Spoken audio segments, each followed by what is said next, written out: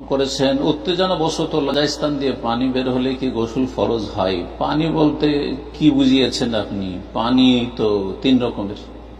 পানি হচ্ছে মনি, জি, লজ্জাস্থান দিয়ে বের হয় মনি, বীর্য।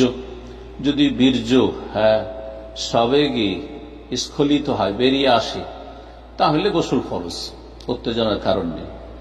যেটা শুক্রবিন্দু, যেটা দিয়ে মানুষের সৃষ্টি, এটা যদি বেরিয়ে আসে উত্তেজনার সাথে, তাহলে গোসল ফরজ হবে। আর একটি পানি হচ্ছে মজি, মজি যার কোনো রং থাকে না, মনির সাদা রং থাকে, যেটা পানির মতো, যেমন পানির কোনো রং থাকে না কিন্তু আঠা আঠা ভাব থাকে, চেটচেটে আঠা আঠা ভাব থাকে, এটা হচ্ছে মজি। একটু সামান্য উত্তেজনা হলে একটু বেরিয়ে আসে। এটা যদি বুঝান তাহলে এতে গোসল নেই, এতে উজু রয়েছে, উজু ভঙ্গ হয়ে যাবে, আর কাপড়ে লাগলে কাপড় নাপাক হয়ে যাবে। আলী রাদিয়াল্লাহু তাআলা আনহু, তার খুব বেশি মজি আসতো। শ্বশুরকে কেমন করে জিজ্ঞাসা করবেন, লজ্জা লাগছে, বলছে ফামারতুল মিকদাদা, মিকদাদ আমার বন্ধু, তাকে বললাম যে আই আসআলা রাসূলুল্লাহ সাল্লাল্লাহু আলাইহি ওয়াসাল্লাম, রাসূলুল্লাহ সাল্লাল্লাহু আলাইহি ওয়াসাল্লাম জিজ্ঞাসা করতে বললাম।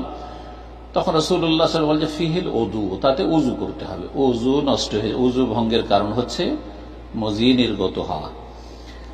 রোগের কারণে, উত্তেজনার সাথে রোগের কারণে রোগী, আর রোগের কারণে যদি অসাড়তার সাথে লজ্জাস্থান থেকে কিছু বেরিয়ে আসে, সেটা হচ্ছে ওয়াদি। তো যেহেতু লজ্জাস্থান থেকে বেরিয়ে এসছে, তাতে উযু নষ্ট হয়ে যাবে।